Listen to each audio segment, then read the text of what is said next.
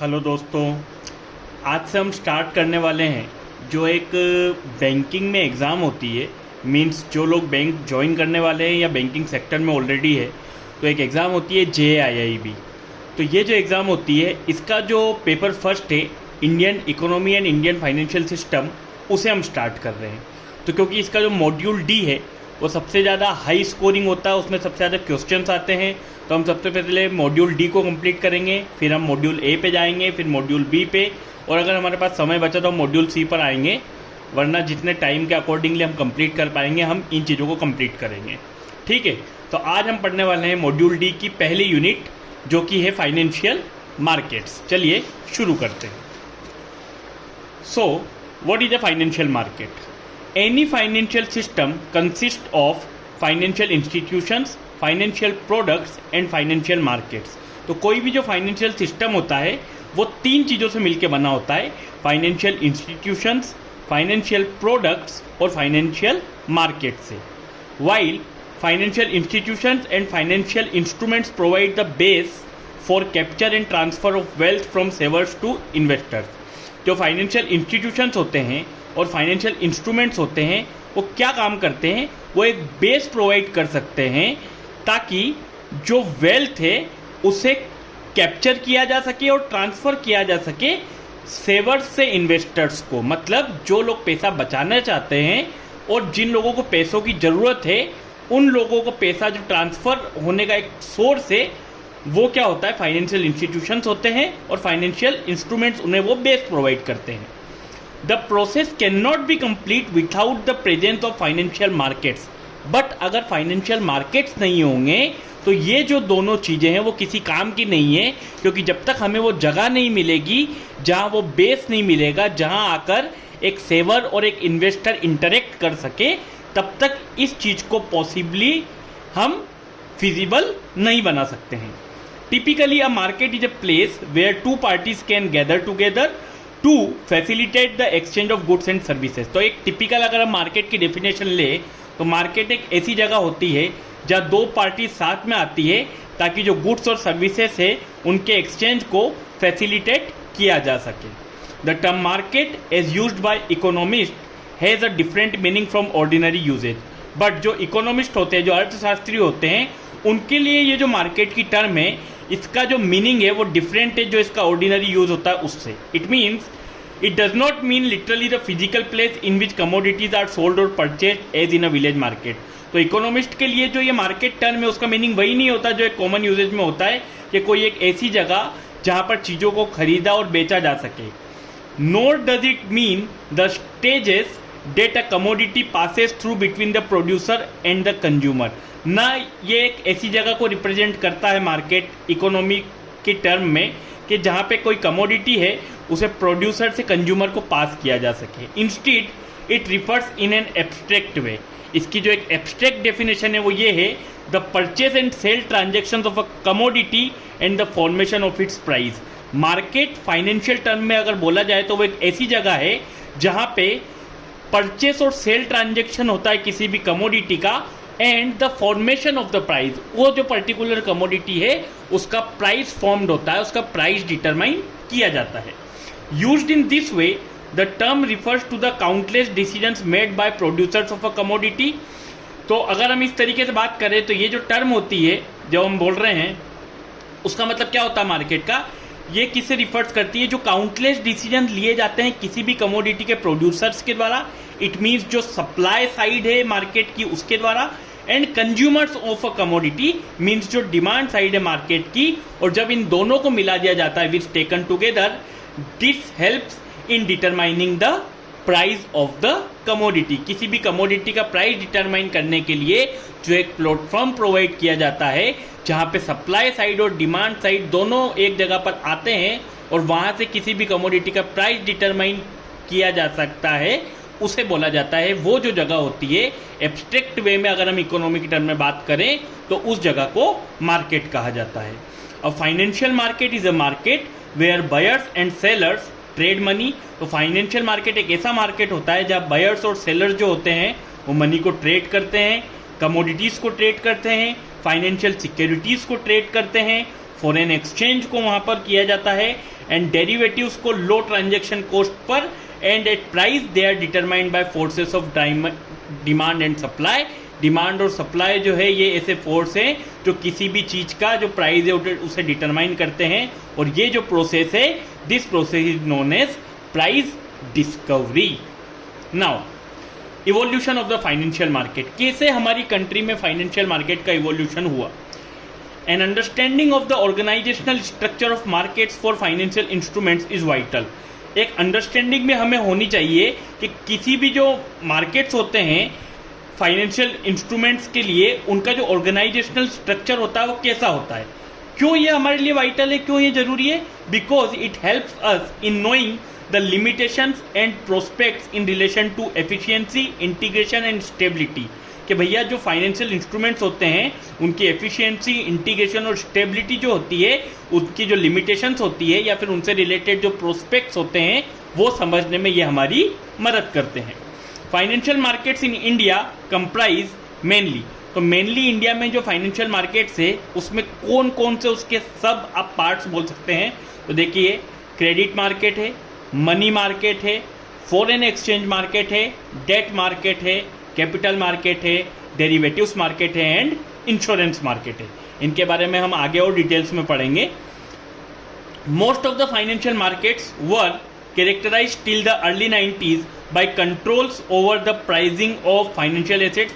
ज़्यादातर जो financial markets हैं इन्हें अर्ली 90s तक कैसे जाना जाता था या फिर इनकी क्या पहचान होती थी कि इनका कंट्रोल्स होता था फाइनेंशियल एसेट्स की प्राइसिंग पर, इनका कंट्रोल होता था रेस्ट्रिक्शन ऑन फ्लोज और ट्रांजेक्शन्स, जो ट्रांजेक्शन्स होते हैं उन पे जो रेस्ट्रिक्शंस होती थी कि कितना करना चाहिए कितना नहीं करना चाहिए।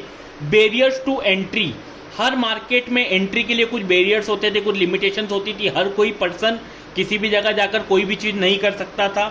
लो लिक्विडिटी, लिक्विडिटी की प्रॉब्लम आती थी, ठीक है, एंड हाई ट्रांजेक्शन कॉस्ट, और जो ट्रांजेक्शन कॉस्ट होते थे वो काफ़ी ज़्यादा होते थे। आज हम लोग बैठे बैठे कहीं से भी पैसा ले सकते हैं, कहीं से भी हम इक्विटी, डेट कुछ भी ले सकते हैं, शेयर कुछ भी ट्रेड कर सकते हैं फ्यूचर्स में, ऑप्शंस में, और ट्रांजेक्शन कॉस्ट जो होती है वो बहुत मिनिमल फीस होती है। बट जो पहले का टाइम था वहाँ पर ये सब चीज़ें इतनी फिजिबल नहीं थी या फिर इतनी इजीली एक्सेसिबल नहीं थी। These characteristics came in the way of development of the markets and allocative efficiency of resources channeled through them। तो ये जो कैरेक्टरिस्टिक्स है ये आती थी राह में रोड़ा बन के जब मार्केट्स के डेवलपमेंट की बात होती थी या फिर उनकी एफिशिएंसी की बात होती थी कि किस प्रकार से जो रिसोर्सेस है उनको एफिशिएंटली चैनल्ड किया जा सके for the betterment of the economy. The initiation of financial sector reforms in the early 90s was essentially to bring about a transformation in the structure। तो जब हमारे कंट्री में अर्ली 90s में financial sector के reforms आए थे, तो जब उनकी शुरुआत हुई थी तो ये कोशिश की गई थी कि ये जो स्ट्रक्चर है, एफिशिएंसी है, स्टेबिलिटी है फाइनेंशियल मार्केट्स की, उसमें चेंज ला पाए और जो मार्केट से उनका इंटीग्रेशन हो सके। इंटीग्रेशन हो सके मतलब ये जो मार्केट्स अलग अलग डील करते थे उन्हें एक प्लेटफॉर्म पे लाया जा सके। Some of the important structural changes enabled by financial sector reforms related to introduction of, तो कुछ जो इम्पोर्टेंट रिफॉर्म्स थे जो किए गए थे अर्ली 90s में फाइनेंशियल सेक्टर रिफॉर्म्स के द्वारा, वो थे free pricing of financial assets in almost all segments. जो सारे अलग अलग सेगमेंट्स थे उनमें जो फाइनेंशियल असेट्स थे उनकी फ्री प्राइसिंग की गई। फ्री प्राइसिंग की गई मतलब सबको एक पर्टिकुलर प्राइस अलॉट कर दिया गया। रिलैक्सेशन ऑफ क्वांटिटेटिव रेस्ट्रिक्शंस, कितनी क्वांटिटी में किसी भी चीज़ को मतलब डील करना है, उसे बेचना है या उसे खरीदना है, उस पर जो रेस्ट्रिक्शंस थी उनमें रिलैक्सेशन दिया गया। Removal of barriers to entry, भैया शेयर मार्केट में, मनी मार्केट में, कैपिटल मार्केट में, डेट मार्केट में, डेरिवेटिव्स मार्केट में, इंश्योरेंस मार्केट में, हर जगह पर कौन कौन वहाँ पर ट्रेड कर सकता है, कौन कौन वहाँ पर मार्केट को ज्वाइन कर सकता है, उस पर जो बैरियर्स थे उन्हें हटाया गया।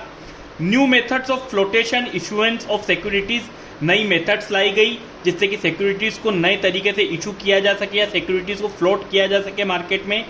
Increase in the number of instruments, जो नंबर ऑफ इंस्ट्रूमेंट्स है उन्हें इंक्रीज किया गया, उनके तरीके इंक्रीज किए गए कि नए नए इंस्ट्रूमेंट्स लाए गए जिनसे इजीली एक्सेसिबल बनाया जा सके इन मार्केट्स को कंज्यूमर के लिए। एंड इनलार्ज पार्टिसिपेशन, ज़्यादा से ज़्यादा लोग इन मार्केट्स में पार्टिसिपेट कर सकें। इम्प्रूवमेंट इन ट्रेडिंग, ट्रेडिंग को इम्प्रूव किया गया। क्लियरिंग एंड सेटलमेंट प्रैक्टिसेस, जो क्लियरिंग और सेटलमेंट होते हैं किसी भी सिक्योरिटी को, किसी भी पर्टिकुलर चीज़ को, मतलब आप जब उसे बेचते या खरीदते हैं तो उसकी जो क्लियरिंग और सेटलमेंट प्रैक्टिस होती है उसे एफिशिएंट बनाया गया। Improvement in the informational flows, जो भी इंफॉर्मेशन होती है related to these particular markets उसे किस प्रकार से जो नॉर्मल कंज्यूमर होता है, जो एंड कंज्यूमर होता है, उस तक आसानी से पहुंचाया जा सके, इस प्रोसेस में इम्प्रूवमेंट किया गया। ट्रांसपेरेंसी लाई गई कि भैया कोई भी सिक्योरिटी, कोई भी चीज़, आजकल कोई भी आईपीओ आता है तो आईपीओ आने से पहले हर किसी को पता होता है कि आईपीओ कितना बड़ा आने वाला है, आईपीओ किस कंपनी का आने वाला है, उसकी क्या साइज़ होगी, उस कंपनी अपना एक पूरा जो बोलते हैं रेड हेरिंग प्रोस्पेक्टस वो पूरा वो सबमिट करते हैं किसको, सेबी को, उसके बाद वहाँ से वो अप्रूव होता है। तो everything is done via a channel और वो चीज़ सबके सामने होती है, तो काफ़ी ट्रांसपेरेंट प्रोसेस हो चुकी है। एंड डिस्क्लोजर प्रैक्टिस है, डिस्क्लोजर प्रैक्टिस है मतलब हर चीज़ सबके सामने डिस्क्लोज्ड होती है, हर चीज़ सबके सामने क्लियर होती है। चलिए अब हम बात करते हैं कि सेगमेंट्स क्या होते हैं फाइनेंशियल मार्केट्स के।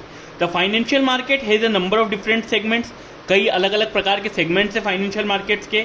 While commonly these markets are stated to consist of, commonly ये माना जाता है कि इन मार्केट्स में जो जो आते हैं वो मार्केट है money market, foreign exchange market, capital market, insurance market. When studied more granularly, अगर हम ज़्यादा डीप लेवल में जाके बात करें, as stated earlier there are additional segments, तो कुछ एडिशनल सेगमेंट्स भी है जैसे क्रेडिट मार्केट, डेरिवेटिव्स मार्केट। तो ये यहाँ पर एक चार्ट है, इसमें बताया है कि जो फाइनेंशियल मार्केट्स है उसमें कौन कौन से मार्केट है। तो credit market, money market, debt market, foreign exchange market, derivatives market, capital market, insurance market और म्यूचुअल फंड मार्केट। चलिए अब एक एक करके सबके बारे में पढ़ते हैं। सबसे पहले बात करते हैं क्रेडिट मार्केट की। तो जो मेजर इंस्टीट्यूशनल हमारी मतलब कंट्री में परवेयर्स है क्रेडिट के, वो है बैंक्स। तो बैंक्स में कमर्शियल बैंक्स भी आते हैं, कोऑपरेटिव बैंक्स भी आते हैं और डिफरेंशिएटेड बैंक्स भी आते हैं। तो ये इंस्टीट्यूशनल परवेयर्स में आते हैं बैंक्स, और जो नॉन बैंकिंग फाइनेंशियल कंपनीज है या जो नॉन बैंकिंग फाइनेंशियल इंस्टीट्यूशंस है वो इंस्टीट्यूशनल परवेयर्स में आते हैं। और नॉन इंस्टीट्यूशनल या अनऑर्गेनाइज्ड सोर्स ऑफ क्रेडिट की अगर हम बात करें तो इसमें मनी लेंडर्स, इंडिजीनस बैंकर्स और जो सेलर्स होते हैं ट्रेड क्रेडिट के लिए, उन लोगों को नॉन इंस्टीट्यूशनल में इंक्लूड किया जाता है। अब देखें, जो इंपॉर्टेंट एस्पेक्ट है क्रेडिट मार्केट का वो होता है उसका टर्म स्ट्रक्चर। 3 टाइप के क्रेडिट होते हैं, short term credit, medium term credit and long term credit. जो बैंक्स और एनबीएफसीज होती है वो ज़्यादातर शॉर्ट टर्म नीड्स के लिए जो फंड्स है वो प्रोवाइड करवाती है, जबकि जो बड़े बड़े फाइनेंशियल इंस्टीट्यूशंस है वो मीडियम और लॉन्ग टर्म फंड्स के लिए जो फंड्स है वो प्रोवाइड करवाते हैं। अब हम आते हैं मनी मार्केट पे।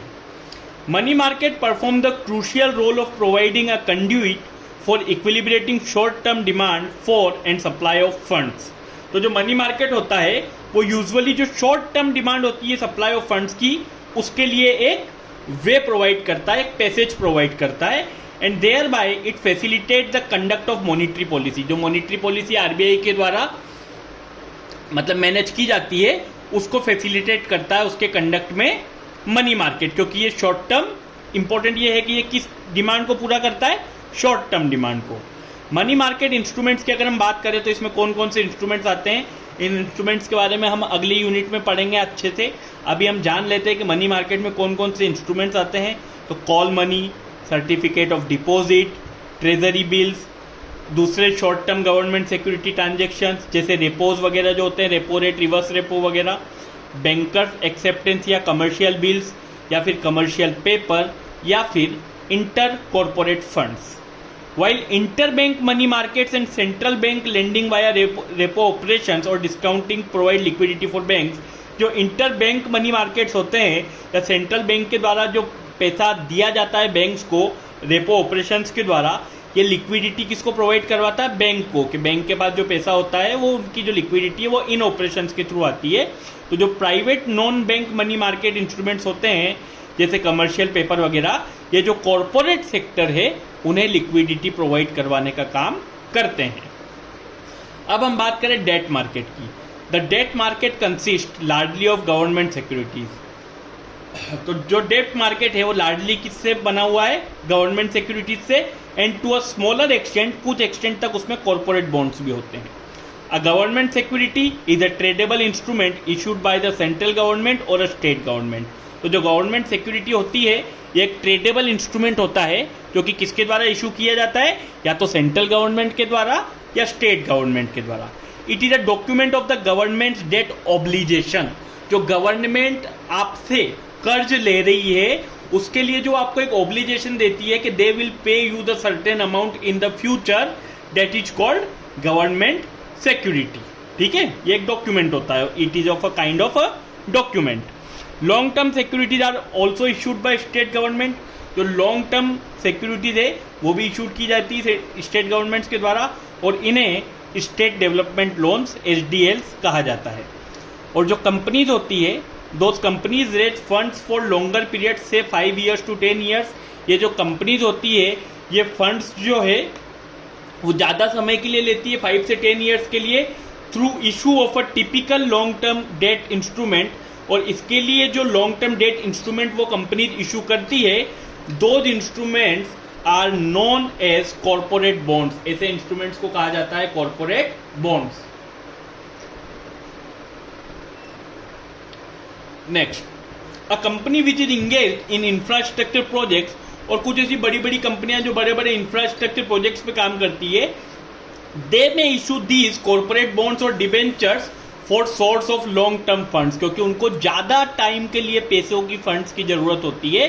डेट्स वाई वो चाहे तो इंफ्रास्ट्रक्चर प्रोजेक्ट्स के लिए इन डिबेंचर्स को ज्यादा टाइम के लिए भी इशू कर सकती है। अब हम बात करते हैं फॉरेन एक्सचेंज मार्केट की। तो देखिए, the foreign exchange market consist of banks, authorised dealers. तो जो फॉरेन मार्केट है उसके जो मेन इंपॉर्टेंट जो कंस्टिट्यूएंट्स है, जो उसमें मेन जो है इंपॉर्टेंट आप कह सकते हो, उसमें जो डील करने वाली जो पार्टीज है वो है बैंक्स जो कि ऑथराइज्ड डीलर्स होते हैं, customers and reserve bank of India. The forex market in India developed practically only after 1978। तो ये इंपॉर्टेंट है कि जो फॉरेक्स मार्केट है इंडिया में वो प्रैक्टिकली कब डेवलप्ड हुआ? आफ्टर 1978। प्रायर टू 1978, तो 1978 तक क्या होता था? 1978 तक banks were permitted to conduct only merchant transactions and their cover operation. तो सिर्फ बैंक्स को अलाउड किया जाता था कि जो मर्चेंट ट्रांजेक्शन है वो उन्हें कंडक्ट करे और उनके ऑपरेशंस को कवर करें। They were also required to keep their positions square और नियर स्क्वायर। और पूरे दिन उनसे ये एक्सपेक्ट किया जाता था RBI के द्वारा कि उनकी जो पोजीशंस होती है वो उसे स्क्वायर ऑफ रखें या नियर स्क्वायर करके रखें। It was in the year 1978, और 1978 में ये चीज़ जब की गई कि banks were permitted by RBI, bank को परमिट किया गया RBI के द्वारा कि वो जो अपनी ट्रेडिंग पोजीशन है उन्हें, मतलब वो एक ट्रेडिंग पोजीशन अपनी ले सकती है, and were also required to maintain a square और near square position only at the end of the day and throughout the day। और वो जो अपनी जो स्क्वायर ऑफ पोजीशन है जो RBI उनसे एक्सपेक्ट करता था पहले कि वो थ्रू आउट द डे उसे मेंटेन करे, वो at the end of the day उसे मेंटेन कर सकते थे।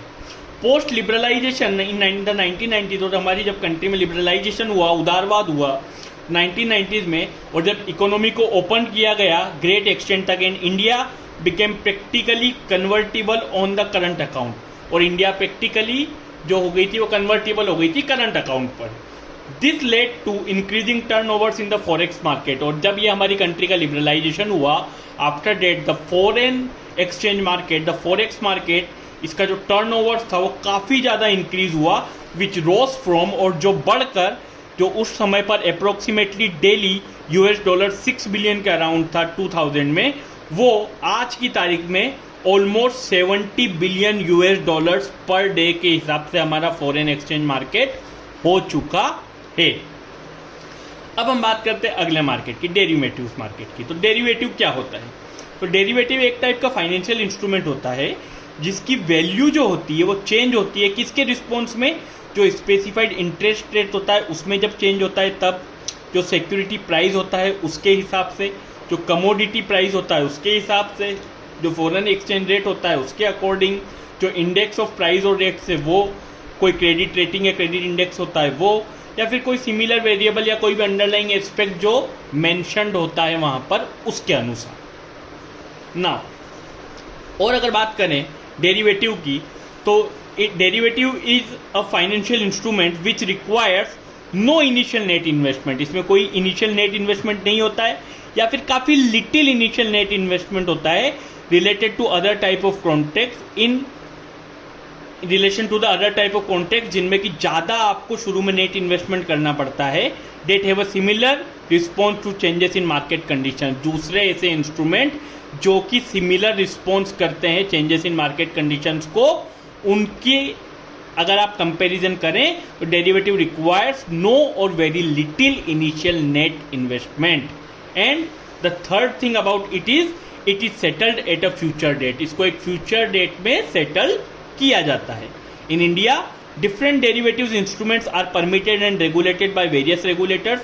अलग अलग रेगुलेटर्स है जैसे आरबीआई और सेबी, जो ये अलग अलग टाइप के डेरिवेटिव्स इंस्ट्रूमेंट्स होते हैं इन्हें परमिट करते हैं और रेगुलेट करते हैं।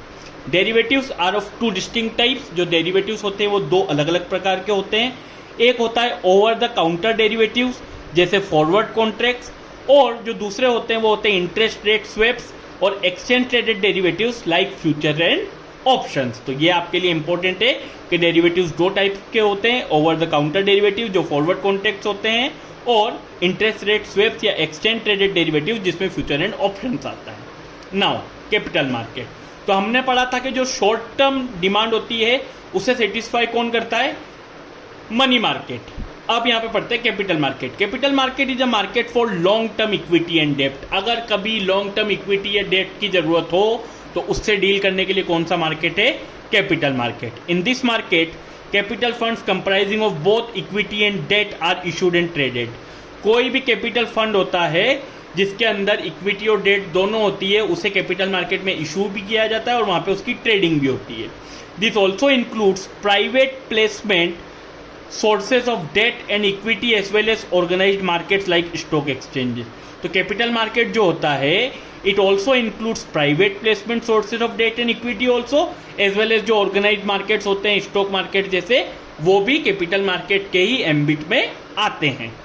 इन कॉमन पार्लेंस अगर हमें कॉमन लैंग्वेज में बात करें तो कैपिटल मार्केट में be understood as the market for long term funds. तो लॉन्ग टर्म फंड्स की जरूरत के लिए, ज़्यादा समय के लिए जो फंड्स की जरूरत होती है उसके लिए जो मार्केट होता है वो कैपिटल मार्केट होता है। The capital market provides long term date and equity finance for the government and the corporate sector. तो कैपिटल मार्केट होता है कि लॉन्ग टर्म डेट और इक्विटी फाइनेंस जो है वो गवर्नमेंट को भी और कॉर्पोरेट सेक्टर को भी उनकी नीड के अकॉर्डिंग प्रोवाइड करता है। By facilitating availability of long term finance, तो लॉन्ग टर्म फाइनेंस की जो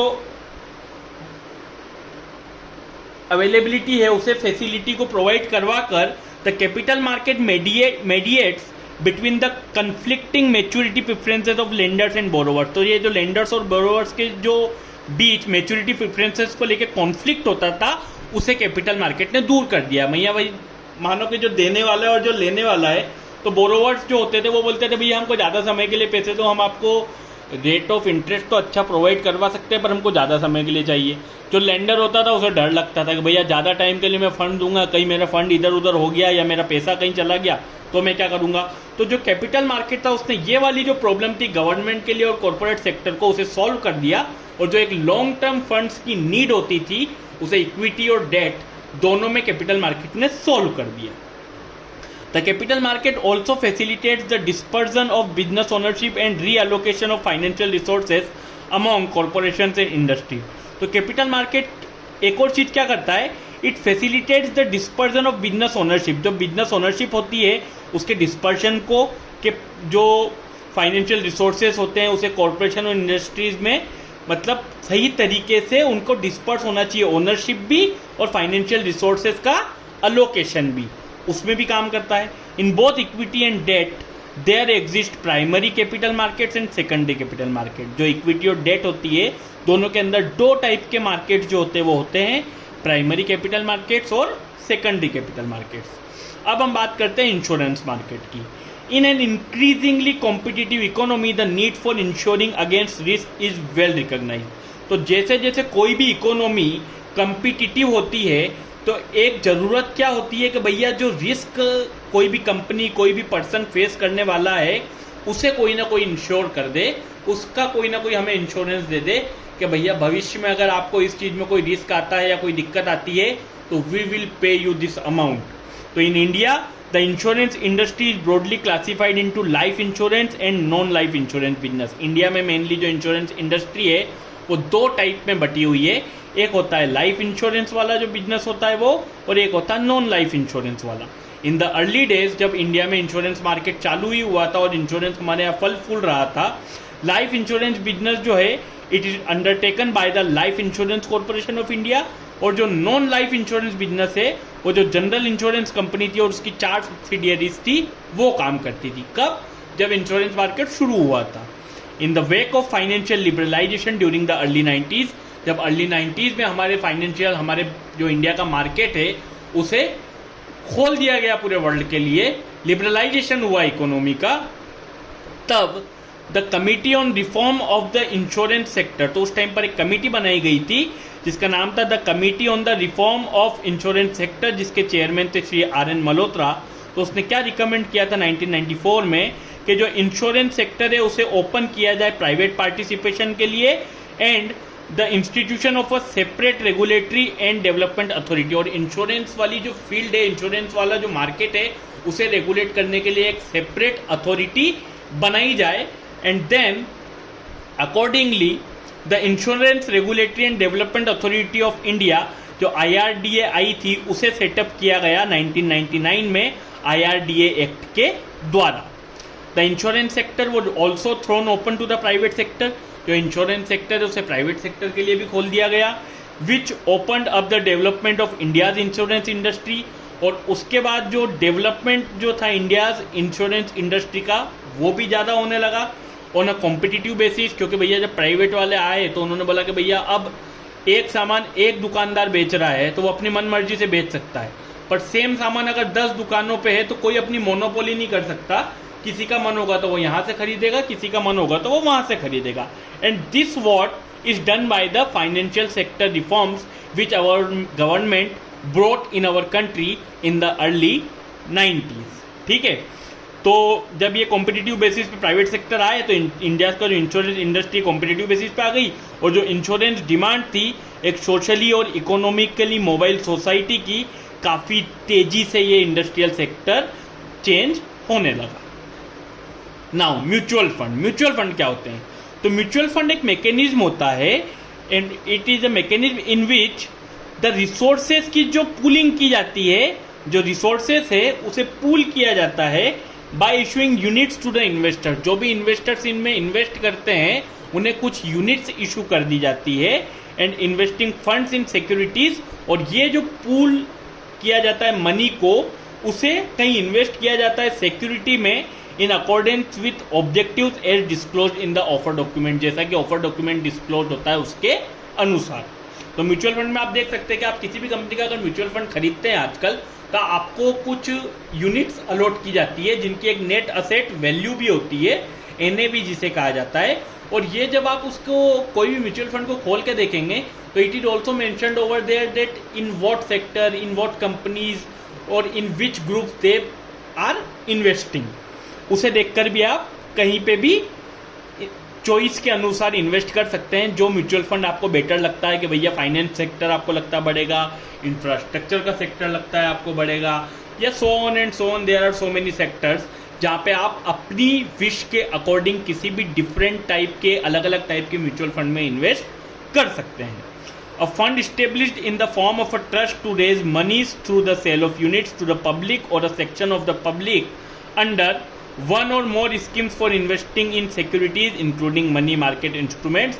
तो इसमें एक फंड को इस्टेब्लिश किया जाता है एक ट्रस्ट की फॉर्म में, जो कि मनीज जो है उसे रेस करता है पर्सन से, कस्टमर से, और उन्हें जो है यूनिट्स को सेल किया जाता है, ठीक है, या तो एक स्कीम से या अलग अलग टाइप की डिफरेंट स्कीम्स को लाकर।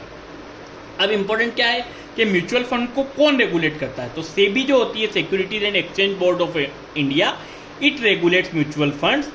दो mutual funds also have formed a self regulatory body. जो म्यूचुअल फंड्स है अलग अलग टाइप के, उन्होंने भी अपनी एक सेल्फ रेगुलेटरी बॉडी बनाई है, जिसके अकॉर्डिंग, जिसके नियमों के अकॉर्डिंग या जिसके जो होते हैं इंस्ट्रक्शंस उनके अकॉर्डिंग ये काम करते हैं, in the form of association of mutual fund of India, जो कि एक इंडस्ट्री बॉडी है म्यूचुअल फंड की। तो इंपॉर्टेंट क्वेश्चन क्या है? इंपॉर्टेंट क्वेश्चन ये है कि म्यूचुअल फंड को रेगुलेट किया जाता है सेबी के द्वारा, और जो एक इंडस्ट्री बॉडी है म्यूचुअल फंड की, जो कि सेल्फ रेगुलेटेड है, सेल्फ रेगुलेटरी बॉडी है, उसका नाम है association of mutual fund of India, AMFI।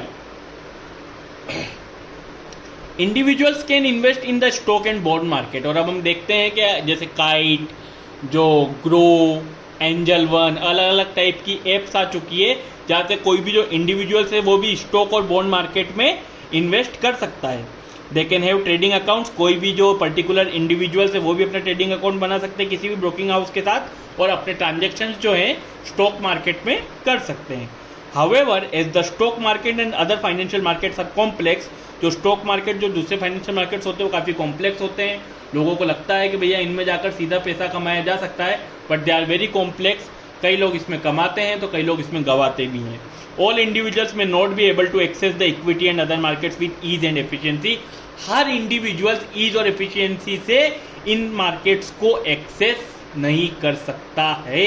अभी भी कई ऐसे वेज हैं, कई ऐसी रेगुलेशंस हैं जो कि आपको फुलफिल करना पड़ती है to invest in those particular markets. Now, a mutual fund is a pool of money managed by a professional fund manager. अब भैया म्यूचुअल फंड में पैसा तो हमने किसी को दे दिया, अब उसे जो मैनेज करने वाला इंसान है उसे बोलते हैं फंड मैनेजर। अब प्रोफेशनल फंड मैनेजर जो कि प्रोफेशनल वे में आपके फंड को मैनेज करता है। A mutual fund offers an appropriate platform to the individuals to access the market through a plethora of scheme. जो म्यूचुअल फंड रहते हैं वो एक अप्रोप्रिएट प्लेटफॉर्म प्रोवाइड करते हैं इंडिविजुअल्स को कि वो मार्केट को एक्सेस कर सके, और उन्हें अलग अलग स्कीम्स प्रोवाइड करवाते हैं। अ mutual fund operates through it's asset management company. Her mutual fund की एक असेट मैनेजमेंट कंपनी होती है जिसके थ्रू ये ऑपरेट करते हैं। These asset management company employs skilled fund managers, या अलग अलग स्किल्ड टाइप के फंड मैनेजर्स रखती है to operate in the market, जो कि मार्केट में ऑपरेट कर सके, और जो फंड इन्होंने इंडिविजुअल्स या इन्वेस्टर्स से इकट्ठा किया है उसे मैनेज किया जा सके। जो म्यूचुअल फंड होती है ये एक टाइप की ट्रस्ट होती है जो कि पैसे को कलेक्ट करती है डिफरेंट इन्वेस्टर्स से, जिनका एक कॉमन इन्वेस्टमेंट ऑब्जेक्टिव होता है, और ये जो इन्वेस्ट करती है फिर कई इक्विटीज़ में, बॉन्ड्स में, मनी मार्केट इंस्ट्रूमेंट्स में, और अलग अलग सिक्योरिटीज़ में। और इससे जो इनकम या फिर जो भी प्रॉफिट इससे जनरेट होता है म्यूचुअल फंड्स के द्वारा इस कलेक्टिव इन्वेस्टमेंट से, उसे प्रोपोर्शनेटली जो भी आपके पास उनकी यूनिट्स है उसके अकॉर्डिंग आप लोगों को उसका जो प्रॉफिट है उस प्रपोर्शन में बांट दिया जाता है। और ये जो स्कीम है प्रॉफिट को प्रोपोर्शनली डिस्ट्रीब्यूट करने की, उसे कहा जाता है नेट असेट वैल्यू। नाउ अगर हम सिंपली बात करें तो the money pooled in by a large number of investor is what makes up a mutual fund. जो लार्ज नंबर ऑफ इन्वेस्टर्स के द्वारा जो पैसे को इकट्ठा किया जाता है उससे म्यूचुअल फंड बनता है। जो AMC है, असेट मैनेजमेंट कंपनी, वो वेराइटी ऑफ स्कीम लॉन्च करती है जिसमें different types of direct plans होते हैं जो कि आप इंडिविजुअली किसी जगह से भी खरीद सकते हैं, और रेगुलर प्लान्स होते हैं जिसमें इन्वेस्टर इन्वेस्ट करता है ब्रोकर्स के थ्रू। और इसके बाद जब आप इसका सब्सक्रिप्शन ले लेते हैं इन्वेस्टर से, तो जो मनी उसके द्वारा कलेक्ट की जाती है म्यूचुअल फंड के द्वारा, उसे प्रोफेशनल फंड मैनेजर्स के द्वारा स्कीम्स जो होती है उसके स्टेटेड ऑब्जेक्टिव के अकॉर्डिंग इन्वेस्ट किया जाता है। रिटर्न में जो फंड होता है वो कुछ फीस भी चार्ज करता है आपसे, which is deducted from the investment, जो कि आपसे अलग से लेने के बजाय आपके इन्वेस्टमेंट में से डिडक्ट कर ली जाती है। जैसे अगर आप 1000 रुपये कहीं पे इन्वेस्ट करेंगे तो आपको जो अलॉट होती है यूनिट्स वो 999.98 या 95 इस तरीके से जो आपके रुपीज़ का टोटल वो होता है, तो उसका एक हिस्सा जो है वो अपने फीस के रूप में काट लेते हैं। The fees charge by mutual funds are regulated and are subject to certain limits specified by the SEBI, क्योंकि म्यूचुअल फंड को रेगुलेट करता है सेबी, तो उनकी रेगुलेशंस के अनुसार, उनके नियम के अनुसार जो फीस है वो डिडक्ट की जाती है म्यूचुअल फंड्स के द्वारा, जो कंपनीज होती है उनके द्वारा। और ये जो म्यूचुअल फंड्स होते हैं, ऐसा नहीं कि अपने मन से जितना मन हो उतना काट लेते हैं। According to the SEBI's rules and regulations जो एक पर्टिकुलर नॉमिनल फीस होती है उसे डिडक्ट किया जाता है। ठीक है। A mutual fund scheme can be classified into open-ended scheme and close-ended scheme। जो म्यूचुअल फंड स्कीम होती है वो दो टाइप की होती है, या तो ओपन एंडेड स्कीम होगी या क्लोज एंडेड स्कीम होगी। और ये किस पे डिपेंड करता है, वो उसके मैच्योरिटी पीरियड पे डिपेंड करता है। एन ओपन एंडेड फंड और scheme is one that is available for subscription and repurchase on a continuous basis. तो ओपन एंडेड फंड या स्कीम होती है वो ऐसी स्कीम होती है जो कि सब्सक्रिप्शन के लिए और रीपर्चेज के लिए हमेशा आपके लिए अवेलेबल रहती है। आप जब चाहे उसमें खरीद सकते हैं, जब चाहे उसमें इन्वेस्ट कर सकते हैं। These schemes do not have a fixed maturity period. इन स्कीम्स का कुछ फिक्स्ड मैच्योरिटी पीरियड नहीं होता। Whenever you want to exit from these particular schemes you can exit at any particular time. जबकि दूसरी तरफ जो क्लोज एंडेड फंड और स्कीम होती है उनका एक स्टिपुलेटेड मैच्योरिटी पीरियड होता है, 3 या 5 ईयर्स व्हाटएवर टाइम रखा जाता है। उतने टाइम के लिए आपका पैसा उसमें इन्वेस्ट रहेगा, आप उसके बीच में वो पैसा जो है वहां से नहीं निकाल सकते। और इसका एग्जाम्पल है ELSS, जो इक्विटी लिंक्ड सेविंग स्कीम होती है म्यूचुअल फंड में। उसमें जो आपका पैसा आप इन्वेस्ट करते हैं उसके लिए लॉक इन पीरियड रहता है 3 ईयर्स। तो 3 ईयर्स तक आप उस पैसे को उनमें से निकाल नहीं सकते हैं। जबकि जो दूसरे म्यूचुअल फंड्स होते हैं, जो आप SIP वगैरह करते हैं, उसमें जो भी पैसा आप इन्वेस्ट करते हैं you can take it out any time whenever you are in need of that particular money. The fund is open for subscription only during a specified period of time at the launch of the scheme। ये जो closed ended scheme होती है, इसमें जो fund होता है ये subscription के लिए ओपन कुछ एक पर्टिकुलर पीरियड ऑफ टाइम के लिए होता है, जब वो स्कीम म्यूचुअल फंड कंपनीज के द्वारा लॉन्च की जाती है। Investors can invest in the scheme at the time of the new fund offer and thereafter they can buy or sell the units of scheme on the stock exchange when the units are listed।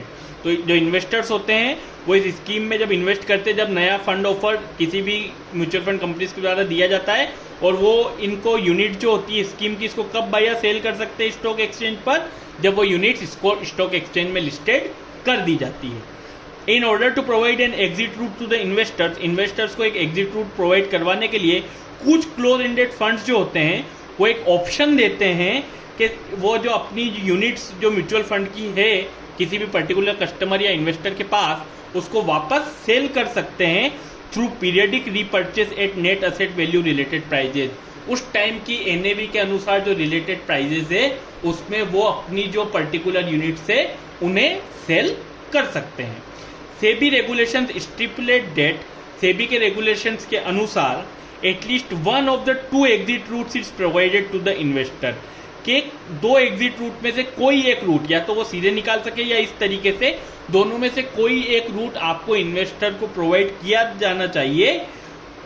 या तो वो repurchase facility से उसमें से बाहर हो जा सकता है, या फिर लिस्टिंग ऑन स्टॉक एक्सचेंज के थ्रू भी वो वहां से अपनी जो यूनिट से उन्हें सेल करके a person can take an exit. ठीक है। Mutual funds have started the process of disintermediation and they have competed reasonably well with banks in mobilizing resources towards units of mutual fund। तो जो mutual fund है उन्होंने ये जो process है डिसइंटरमीडिएशन की, इसे काफी अच्छे से और रिजनेबली हैंडल किया है। And they competed well with banks, और बैंक्स के साथ भी उन्होंने अच्छे से कम्पीट किया है रिसोर्सेज को, मनी को मोबिलाइज करने में। पहले क्या होता था, लोगों के पास जो पैसा रहता था वो या तो बैंक में ही रखते थे, ये बैंक में FD कर दिया, बैंकों के पास रख दिया, तब लोगों के पास कोई दूसरा ऑप्शन नहीं रहता था। जो मनी रहता था वो पूरी तरीके से सेंट्रलाइज रहता था बैंकों के पास। बट जब से म्यूचुअल फंड्स वगैरह आए हैं तो लोगों के पास एक ऑप्शन है कि पैसा वो उसमें डालने के बजाय अगर उन्हें अच्छा रेट ऑफ इंटरेस्ट और या फिर उन्हें एक अच्छा रिटर्न किसी म्यूचुअल फंड की स्कीम्स के द्वारा मिल रहा है तो वो पैसा वो म्यूचुअल फंड में भी इन्वेस्ट कर सकते हैं। तो इस तरीके से जो म्यूचुअल फंड है उन्होंने लोगों को, जो पर्सन्स है, जो इंडिविजुअल्स है, जो इन्वेस्टर्स हैं, उन्हें एक जो आप कह सकते हैं एस्केप वे भी प्रोवाइड किया गया है कि अगर वो ट्रेडिशनल वे में बैंक में पैसा सेफ न करने के बजाय इजी और एक्सेसिबल वे में अच्छा रेट ऑफ इंटरेस्ट अर्न करना चाहते हैं तो वो म्यूचुअल फंड को भी प्रीफर प्रिफरेबली चूज कर सकते हैं। Mutual funds offer multiple product choices for investment across the financial spectrum and cater all types of investor need. जो म्यूचुअल फंड्स होते हैं ये अलग अलग टाइप की मल्टीपल प्रोडक्ट चॉइसेस प्रोवाइड करते हैं इन्वेस्टमेंट के लिए, एंड हर तरीके की जो इन्वेस्टर नीड है उसे भी ये फुलफिल करते हैं। अगर हम बात करें अभी तो SEBI has also permitted mutual funds to launch. SEBI ने जो म्यूचुअल फंड्स कंपनीज है उन्हें इसलिए भी परमिट कर दिया है कि वो जो real estate mutual fund scheme और इंफ्रास्ट्रक्चर डेट फंड है, अभी हम जो ऊपर पढ़ के आए थे कि जो रियल इस्टेट और इंफ्रास्ट्रक्चर कंपनीज होती है जब उन्हें लॉन्ग टर्म फंड की जरूरत होती है तो वो कॉर्पोरेट बॉन्ड्स इशू करती है। तो सेबी के द्वारा म्यूचुअल फंड्स को भी मतलब परमिशन मिल गई है कि वो इस टाइप के फंड ले जिसमें ज़्यादा टाइम के लिए जो पैसा है उसे रखा जाए, और जो ये जो बड़ी बड़ी रियल इस्टेट कंपनी और इंफ्रास्ट्रक्चर कंपनीज है इन्हें भी वो फंड्स प्रोवाइड करे अपने बिजनेस के लिए। Mutual funds are increasingly being favoured by individuals, partnership firms, trust, bank, financial institutions and corporates for investment. और म्यूचुअल फंड जो है उन्हें काफ़ी फेवर्ड किया जाता है आजकल इंडिविजुअल्स के द्वारा भी, पार्टनरशिप फर्म्स के द्वारा भी, अलग अलग ट्रस्ट के द्वारा, बैंक्स के द्वारा। खुद बैंक्स के भी आजकल आप देखते होंगे कि अलग अलग टाइप के म्यूचुअल फंड्स आ गए हैं।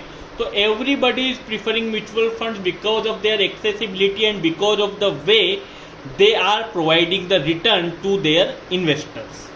अब फंक्शंस क्या होते हैं फाइनेंशियल मार्केट्स में? अभी हमने सेगमेंट्स पढ़े फाइनेंशियल मार्केट्स के, अब हम पढ़ते हैं कि जो फाइनेंशियल मार्केट्स है उसके फंक्शंस क्या होते हैं। तो इंपॉर्टेंटली जो फंक्शन होते हैं वो होते हैं price determination, funds mobilisation, liquidity, risk sharing, easy access, reductions in transaction cost and provision of the information और कैपिटल फॉर्मेशन। अब हम अगर बात करें तो सबसे पहला है price determination. Financial markets perform the function of price discovery for the different financial instruments which are traded between the buyers and sellers of the market. तो फाइनेंशियल मार्केट जैसा कि हमने शुरू में पढ़ा था कि जो एक प्राइस डिस्कवरी होता है, प्राइस डिटर्मिनेशन होता है, वो एक इंपॉर्टेंट फंक्शन होता है फाइनेंशियल मार्केट का।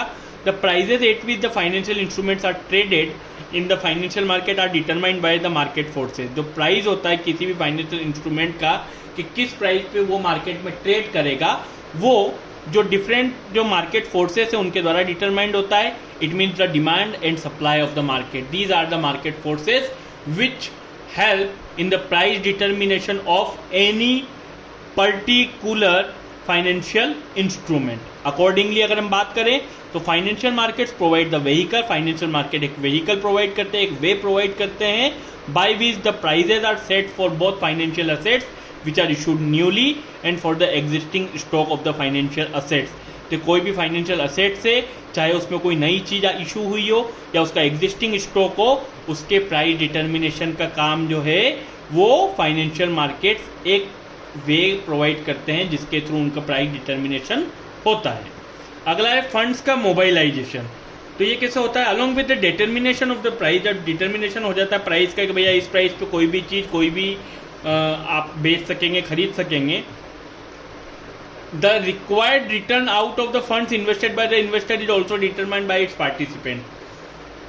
जो उसके पार्टिसिपेंट्स है वही डिटरमाइन करते हैं कि कितना रिटर्न जो है वो उनको मिलेगा मार्केट में।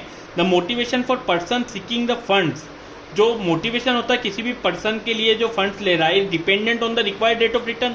भैया जहाँ से भी किसी को ज़्यादा रेट ऑफ रिटर्न मिलेगा वो वहीं पे जाके इन्वेस्ट करेगा, which is demanded by the investors. Her investor ये चाहता है कि भैया उसने जो पैसा लगाया उस पर अगर कहीं उसको 8% मिल रहा है तो इन्वेस्टर तो यही चाहेगा कि मेरे को 9% मिले, 10% मिले या 11% मिले।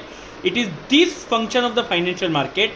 ये फंक्शन जो होता है फाइनेंशियल मार्केट का डेट डिटरमाइन, जो डिटरमाइन करता है कि how the funds which are available from the lenders और the investors will get allocated among the entities that are in need of the funds or raised the funds by means of issuing financial instrument in the financial market. Hence in this manner financial markets contribute to the mobilization of the saving of the investors, कि भैया किसको ज़रूरत है, कितनी ज़रूरत है और कौन कितने अच्छे से उसमें रिटर्न देगा।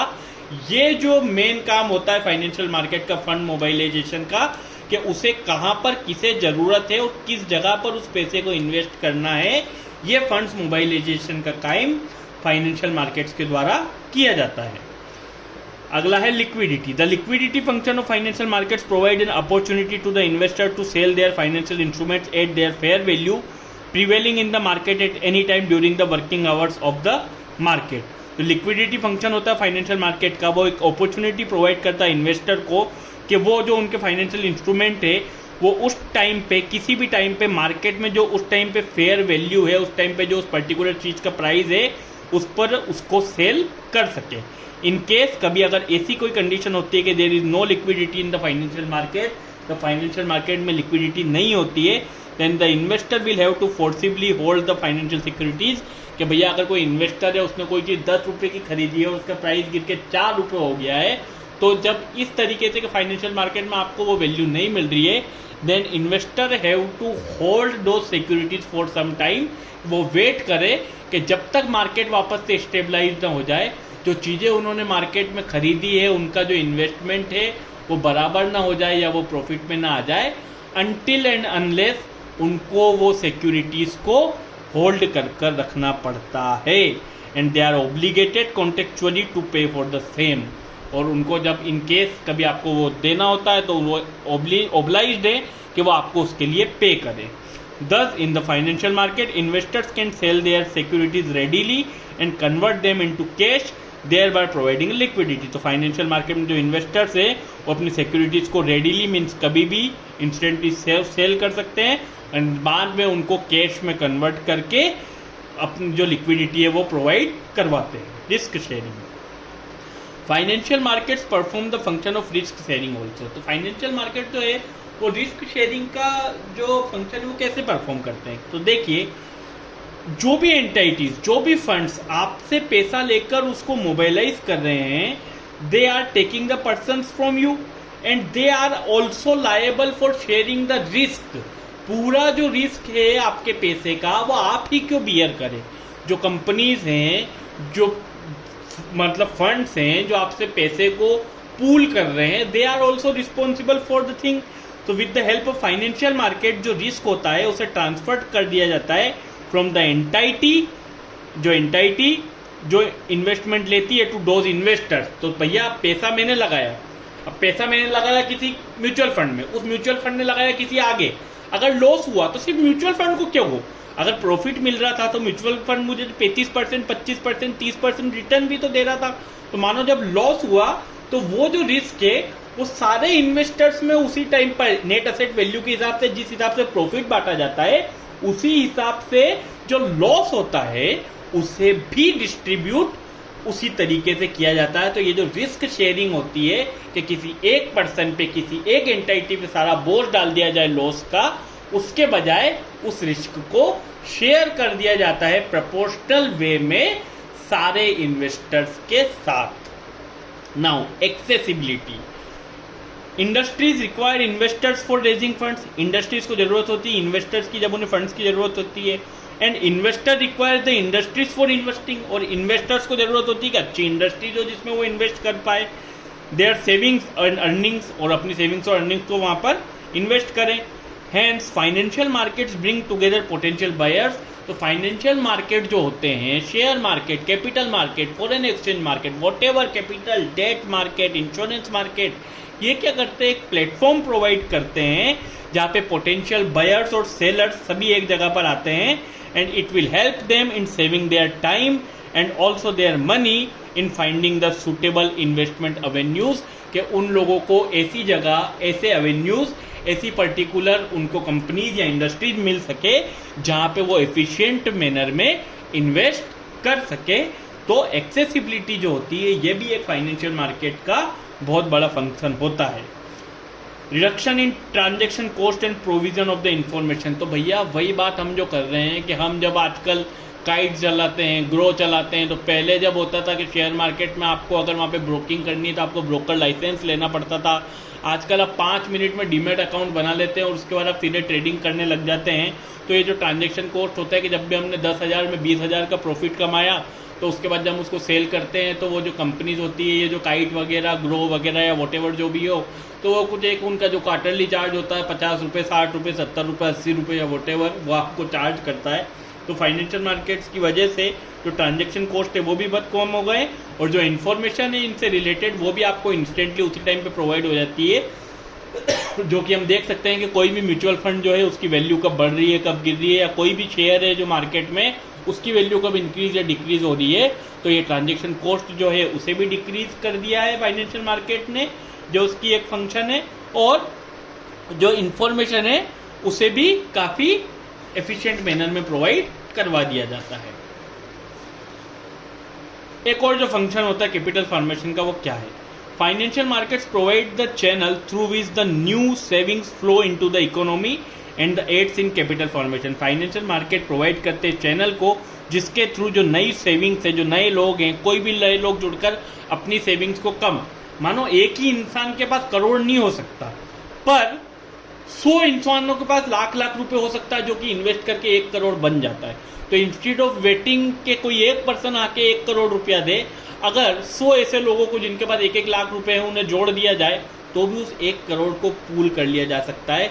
तो ये जो कैपिटल फॉर्मेशन का काम फाइनेंशियल मार्केट करता है, this is one of the salient features of financial markets. Now importantly हम आए हैं प्राइस डिस्कवरी पे। कैसे प्राइस डिस्कवरी होती है? तो हम ये चीज़ पढ़ चुके हैं कि ये जो प्राइस डिस्कवरी या फिर प्राइस डिटर्मिनेशन होता है, ये डिपेंड करता है पोटेंशियल सेलर्स और जो पोटेंशियल बायर्स होते हैं उन्हें एक प्लेटफॉर्म पे लाया जाए। देन उन लोगों को भैया किसी भी चीज़ की डिमांड कितनी है, उसकी सप्लाई कितनी है, एक इक्विलिब्रियम प्राइस उससे डिटरमाइन होता है, जहाँ से ये डिटरमाइन किया जाता है कि किसी भी पर्टिकुलर चीज़ की जो प्राइस डिस्कवरी है वो इनेबल करती ट्रेडर्स को कि वो डिटरमाइन करे कि वेदर बायर्स और sellers are dominant in the market, के सेलर्स ज़्यादा डोमिनेंट है या बायर्स ज़्यादा डोमिनेंट है। अगर सेलर्स ज़्यादा डोमिनेंट है तो बायर्स को चुकाना पड़ेगा, और बायर्स ज़्यादा डोमिनेंट है तो सेलर्स को अपने प्राइस को कम करना पड़ेगा। तो ये जो फाइनेंशियल मार्केट का काम है एक प्लेटफॉर्म प्रोवाइड करवाने का, जहाँ पे कि वो पोटेंशियल बायर और सेलर्स दोनों को लाते हैं, कोई जो प्रोडक्ट होता है उसे भी लॉन्च करते हैं, उससे रिलेटेड उसके जो एस्पेक्ट होते हैं उसे बताया जाता है उस पर्टिकुलर कंज्यूमर को, एंड देन जो उनका फीडबैक होता है उसके अकॉर्डिंग डिटरमाइन किया जाता है कि कोई भी चीज़ का भाव कितना होना चाहिए। अगर हम मार्केट में जाते हैं तो अगर हम किसी से बोलेंगे कि चावल, तो आपको 10 तरीके के चावल दिखा देगा, बोलेगा कि ये 40 रुपये किलो है, ये 35 रुपये किलो है, 50 रुपये किलो, कोई 100 रुपये किलो भी होगा। But all this different types of commodities and things which we are purchasing have some salient features and characteristics, जिनके अकॉर्डिंग के उनकी ज़रूरत, उनकी सप्लाई कितनी है, उनकी डिमांड कितनी है। मतलब जो महंगी चीज़ है वो बाज़ार में ज़्यादा नहीं मिलेगी। आप जूते खरीदने जाएंगे तो अगर आप एडिडास की शोरूम में जाएंगे तो एडिडास के जूते हर इंसान पहन के नहीं घूम सकता। वाई?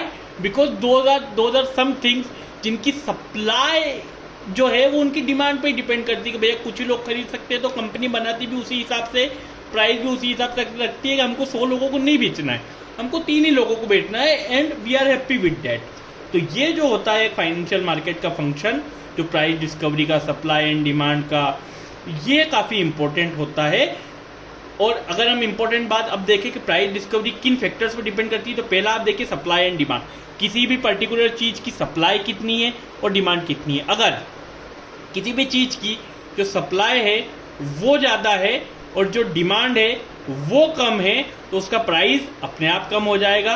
और कहीं पर किसी चीज़ की अगर सप्लाई कम है और उसकी डिमांड ज़्यादा है तो उसका प्राइस अपने आप ज़्यादा हो जाएगा। तो प्राइस डिस्कवरी में जो इंपॉर्टेंट फैक्टर्स है उनमें पहला है सप्लाई एंड डिमांड।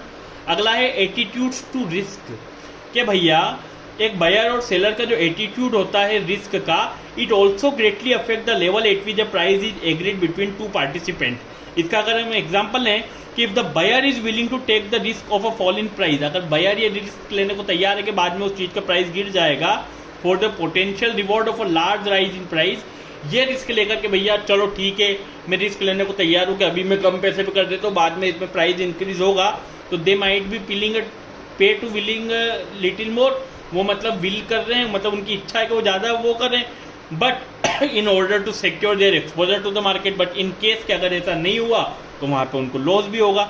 तो this is attitude to risk, क्या आपको मार्केट की कंडीशंस के अकॉर्डिंग ही इन चीज़ों को वो करना पड़ता है। अगला वॉलेटिलिटी, कि भैया वॉलेटिलिटी रिस्क से रिलेटेड है बट वो सेम नहीं है।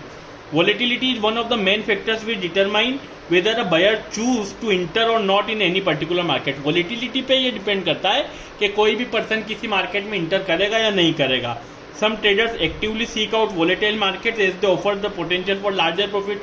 कुछ जो इन्वेस्टर्स होते हैं वो क्या करते हैं कि एक्टिवली सीख करते हैं कि उनको एक ऐसा मार्केट मिले जहाँ पे जल्दी से उनका पैसा बढ़ जाए या घट जाए। फ्यूचर एंड ऑप्शन बहुत बड़ा एग्जांपल है, आपने अगर देखा होगा शेयर मार्केट में, बट वहाँ पर आपको ज़्यादातर लॉसेस भी हो सकते हैं। तो ये जो वॉलेटिलिटी होती है कि भैया अगर जितना बड़ा रिवॉर्ड उतना ही बड़ा लॉस भी आपको फेस करना पड़ सकता है। नेक्स्ट है अवेलेबल इंफॉर्मेशन, कि भैया किसी भी पर्टिकुलर प्रोडक्ट के बारे में आपको कितनी इन्फॉर्मेशन दी गई है या उसके बारे में कितनी जानकारी है उस कंपनी के बारे में, उस प्रोडक्ट के बारे में। It is also important in the price discovery of any particular thing. And the last thing is market mechanism, कि जो मार्केट है वो किस तरीके से काम करता है, मार्केट बढ़ रहा है या मार्केट घट रहा है। अभी हम कभी कभी देखते हैं कि कभी कभी मानो एक एग्जांपल ले लेते हैं हम टाटा स्टील के शेयर का, कि टाटा स्टील के शेयर की कोई न्यूज़ आई उससे रिलेटेड और उसका भाव गिर गया। जब अगर उसका भाव गिर गया तो जो यहाँ पर जो सरिया बिकता है या वॉटेवर जो प्रोडक्ट्स आते हैं उनके भाव भी अपने आप देखेंगे कि वो डिक्रीज हो जाएंगे। और जब वो इंक्रीज होता है, जब उनके भाव बढ़ते हैं तो आप देखेंगे ऑटोमेटिकली उनके जो भाव है वो बढ़ जाएंगे। तो ये जो मार्केट के मैकेनिज्म होते हैं, मार्केट जो होता है हमने कई लोगों से सुना है कि वो सेंटीमेंट्स पे काम करता है। तो ये जो मार्केट के मैकेनिज्म हैं, इनसे रिलेटेड जो इन्फॉर्मेशन होती है वो किसी भी प्रोडक्ट की या किसी भी कंपनी के किसी भी प्रोडक्ट की और या फिर किसी शेयर की या फिर किसी कंपनी की जो प्राइस डिस्कवरी होती है उसमें काफ़ी बड़ा रोल प्ले करती है। तो this is all about this particular chapter. अब हम इसमें अगर ये 5 क्वेश्चन देखें तो पहला क्वेश्चन है विच of the following is not a segment of financial market. तो इन 4 में से कौन सा है जो फाइनेंशियल मार्केट का सेगमेंट नहीं है? Agriculture commodities market, credit market, money market या इंस्ट्रूमेंट मार्केट। तो करेक्ट आंसर है आपका option number A. Next, certificate of deposit are instrument in which of the following market. तो सर्टिफिकेट ऑफ डिपॉजिट इंस्ट्रूमेंट किस market में? Money, credit, debt या derivative. Answer है money market. Next, state development loans are instruments in which of the following market. State development loans कौन से market के instrument है? Money, credit, debt या derivative. Correct answer है debt market. Next, which of the following are functions of the financial market. Financial market के function क्या होते हैं? Capital formation, liquidity, price determination, all of the above. Answer will be option number D.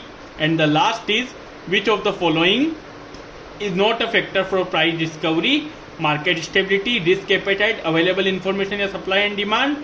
तो market stability कोई factor नहीं है price discovery का। So this is all about this first chapter of module D and JIB paper 1। I hope आप लोगों को ये video अच्छा लगेगा। अगर आपको ये चीज़ अच्छी लगी, आपको ये वीडियो इन्फॉर्मेटिव लगता है तो प्लीज़ इस वीडियो को लाइक कीजिए, शेयर कीजिए और हमारे चैनल को सब्सक्राइब कीजिए। हम आपके लिए ऐसे ही अच्छे वीडियो आगे भी लाते रहेंगे। Thank you so much.